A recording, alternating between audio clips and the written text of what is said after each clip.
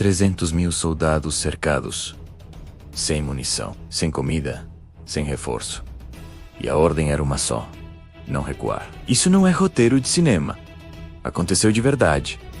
Mais de uma vez, em 3 momentos diferentes da Segunda Guerra Mundial, exércitos enfrentaram situações que desafiavam qualquer lógica militar. Eles estavam em desvantagem brutal. O inimigo era maior, mais armado, mais bem posicionado. Os manuais de estratégia diziam que era impossível vencer. E ainda assim, eles vencerão. Neste documentário, você vai conhecer 3 dessas batalhas. 3 momentos em que a derrota era a única resposta racional. E 3 vezes em que a história decidiu escrever um final diferente. A primeira delas começa no inverno de 1942, na União Soviética. Em uma cidade à beira do rio Volga, Stalingrado, os alemães estavam a poucos quilômetros do centro da cidade. O 6º Exército, comandado pelo general Friedrich Paulus, era uma máquina de guerra experiente. Tinha tanques, artilharia pesada e superioridade aérea. Do outro lado, o Exército Vermelho estava destroçado. As fábricas da cidade ainda funcionavam, com operários montando tanques que saíam direto da linha de produção para o combate. Não havia tempo para pintura, não havia tempo para treinamento. Os soldados soviéticos recebiam um fuzil para cada 2 homens. O segundo esperava o primeiro morrer para pegar a arma. Essa era a diferença de recursos. Hitler estava obcecado por Stalingrado. A cidade levava o nome do líder soviético, e isso era um símbolo que ele queria destruir. Os bombardeios da Luftwaffe transformaram Stalingrado em escombros no verão de 1942. E então veio a ordem de Stalin, nem um passo atrás. A ordem número 227. Qualquer soldado que recuasse sem autorização seria executado. Qualquer oficial que permitisse uma retirada seria julgado por traição. Stalingrado virou uma armadilha dos 2 lados. Os alemães não podiam parar. Os soviéticos não podiam fugir. E foi nesse cenário que aconteceu algo que nenhum estrategista alemão previu. Os soviéticos transformaram cada prédio destruído em uma fortaleza. Cada fábrica em ruínas virou um campo de batalha. O combate corpo a corpo dentro de casas, corredores e porões eliminou a vantagem alemã. Os tanques não entravam nas ruas estreitas. Os aviões não conseguiam distinguir amigo de inimigo no caos urbano. A batalha, que deveria durar semanas, se arrastou por meses. O inverno chegou. As temperaturas caíram para 30 graus negativos. Os soldados alemães, que haviam recebido uniformes de verão porque o alto comando acreditava em uma vitória rápida, começaram a morrer de frio. Os tanques congelavam, as armas emperravam, as linhas de suprimento esticadas por centenas de quilômetros entravam em colapso. E então veio a Operação Urano. Os soviéticos lançaram uma contraofensiva massiva em novembro de 1942. Cercaram completamente o 6º Exército Alemão. Quase 300.000 soldados alemães ficaram presos dentro da cidade que vieram conquistar. O cerco durou 2 meses. Os alemães comeram cavalos, cachorros, ratos. A munição acabou. A esperança acabou. Paulus pediu autorização para se render. Hitler respondeu com uma promoção. Nomeou Paulus a marechal de campo, sabendo que nenhum marechal alemão jamais havia sido capturado vivo. Era uma ordem direta de suicídio. Paulus ignorou a mensagem. Rendição total em fevereiro de 1943. Dos 300.000 alemães, apenas 90.000 sobreviveram para serem feitos prisioneiros. Desses, menos de 6.000 voltaram para casa depois da guerra. Stalingrado era impossível. Os soviéticos não tinham homens suficientes, não tinham tanques suficientes, não tinham nada suficiente. Mas o que eles tinham era a determinação de um povo inteiro que sabia que perder aquela cidade significava perder a guerra. Agora, o que aconteceu nas semanas seguintes mudou completamente o rumo do conflito no leste europeu. Mas antes de chegar lá, existe outra batalha impossível. Essa aconteceu 2 anos antes, no oeste da Europa, em uma praia da França, Dunkerque, maio de 1940. O exército alemão havia atravessado a França em velocidade recorde. Ao Blitzkrieg, a Guerra Relâmpago, era uma tática que ninguém sabia como deter. Tanques Panzer avançavam 40 a 50 km por dia. A infantaria mecanizada ocupava o terreno logo atrás. A força aérea destruía pontes, ferrovias e posições defensivas.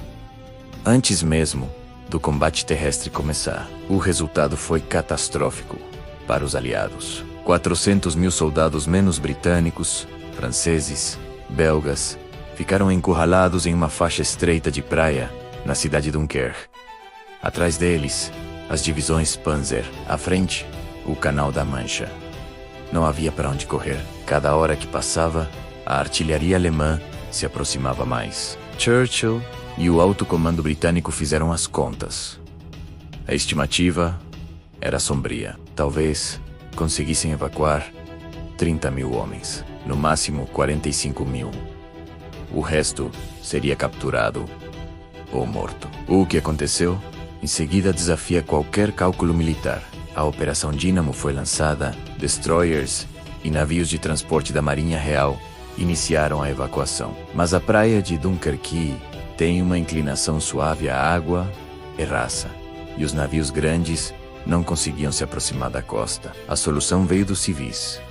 O governo britânico fez um apelo por rádio. Convocou qualquer pessoa que tivesse uma embarcação capaz de cruzar o canal. Em menos de 48 horas, mais de 800 embarcações civis partiram da Inglaterra. Barcos de pesca-iates, barcaças, rebocadores, até botes salva-vidas. Eles cruzaram o Canal da Mancha sob fogo de artilharia, ataques aéreos e minas navais. Chegaram à praia de Dunkerque e começaram a recolher soldados diretamente da areia. Levavam para os navios maiores ancorados mais longe, ou cruzavam o canal de volta, abarrotados de homens exaustos. Durante 7 dias, essa frota improvisada transportou soldados sem parar. A Luftwaffe tentou impedir a evacuação. Os Stukas mergulhavam em ataque, com suas sirenes apavorantes. Mas havia um problema.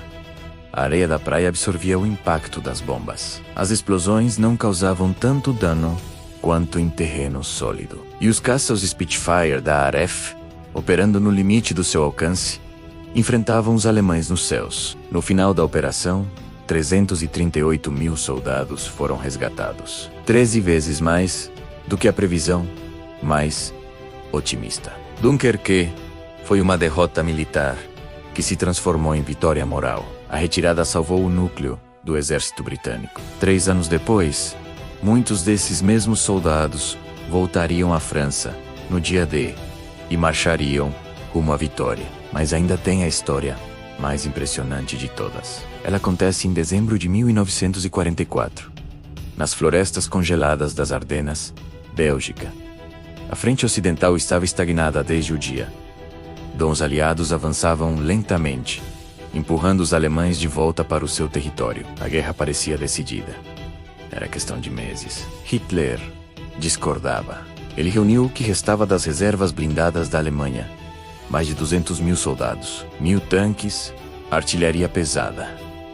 Apostou tudo em uma última ofensiva desesperada. O plano era rasgar as linhas aliadas no setor mais fraco da frente, exatamente as florestas das Ardenas, e avançar até Antuérpia. Se conseguisse, isolaria os exércitos britânicos e americanos uns dos outros. A guerra daria uma guinada. A ofensiva começou em 16 de dezembro. Nevoeiro denso, frio extremo. A aviação aliada, que era a grande vantagem do lado ocidental, ficou presa no chão por causa do clima. Os alemães avançaram em massa. As linhas americanas, defendidas por divisões inexperientes ou exaustas, foram rompidas em vários pontos. A confusão era total. Soldados perdidos na floresta, equipamento abandonado, feridos sem atendimento. Em alguns pontos, os alemães penetraram 60 quilômetros em território aliado. Isso criou uma saliência no mapa menos um balde, uma protuberância. Por isso a batalha ficou conhecida como a Batalha do Balde. No centro desse avanço estava uma pequena cidade chamada Bastogne, um entroncamento crucial de estradas. Quem controlasse Bastogne controlava o movimento de tropas na região. Os alemães cercaram a cidade em 20 de dezembro. Cerca de 15.000 soldados americanos da 101ª Divisão Aerotransportada ficaram isolados. Estavam com pouca munição, quase nenhum alimento, e os uniformes eram inadequados para o inverno brutal. O cerco era completo. O comando alemão enviou um ultimato, exigindo a rendição. A resposta do general americano Anthony McAuliffe foi uma única palavra: Nuts, em tradução livre: loucura, ou vá para o inferno. Em português, seria um tá maluco. Os alemães atacaram Bastogne com tudo: tanques Tiger, artilharia pesada, ataques noturnos, 11 divisões inimigas contra uma divisão cercada. Durante o Natal de 1944, os soldados da 101ª Aerotransportada lutaram no meio da neve, sem suprimentos adequados, sem reforço, sem garantia de que sobreviveriam ao dia seguinte. A comida acabou. A munição foi racionada a níveis críticos. Eles resistiram por 8 dias. No dia seguinte ao Natal, o céu limpou. A aviação aliada finalmente decolou. Aviões de carga lançaram suprimentos sobre Bastogne. Caças-bombardeiros destruíram as colunas blindadas alemãs nas estradas. O cerco foi quebrado no dia 27 de dezembro. A resistência em Bastogne atrasou o avanço alemão o suficiente para que a ofensiva perdesse força. Em janeiro de 1945, os aliados contra-atacaram e recuperaram todo o terreno perdido. Mas o custo foi brutal. 19.000 americanos mortos, mais de 47.000 feridos, desaparecidos ou capturados. Foi a batalha mais sangrenta que os Estados Unidos travaram em toda a Segunda Guerra Mundial. Stalingrado, Dunkerque, Bastogne. 3 batalhas em 3 frentes diferentes, em 3 anos diferentes, com 3 exércitos diferentes. O que elas têm em comum? Todas elas. A derrota era a previsão lógica. Em Stalingrado, um exército vermelho desorganizado e mal armado contra a máquina alemã. No auge. Em Dunkerque, 400.000 homens encurralados entre tanques e o mar. Em Bastogne, uma divisão cercada, sem comida, sob neve, contra o último suspiro blindado do Terceiro Reich. E em todas elas, o resultado desafiou a lógica. Não foi sorte, não foi milagre. Em cada caso, houve uma combinação de fatores que inverteu a equação. Em Stalingrado, a teimosia soviética e o inverno. Em Dunkerque, a mobilização civil e o improviso. Em Bastogne, a disciplina de elite e a chegada do apoio aéreo. Mas houve também um elemento humano impossível de medir. Soldados que se recusaram a aceitar o que os números diziam. Comandantes que tomaram decisões contrárias ao instinto de sobrevivência. E principalmente, homens comuns que fizeram coisas extraordinárias porque não tinham alternativa. A Segunda Guerra Mundial está cheia de exemplos de superioridade tática e estratégia brilhante. Mas essas 3 batalhas não foram decididas pela estratégia. Foram decididas por quem aguentou 5 minutos a mais. Quem não largou a posição. Quem atendeu ao chamado, mesmo quando o chamado parecia uma sentença de morte. Se você gostou desse documentário, deixa o like e inscreva-se no canal. Toda semana tem uma nova história de guerra contada do jeito que você gosta. Ative as notificações para não perder. E me conta aqui nos comentários, qual dessas 3 batalhas te impressionou mais? Stalingrado, Dunkerque ou Bastogne? A gente se vê no próximo vídeo.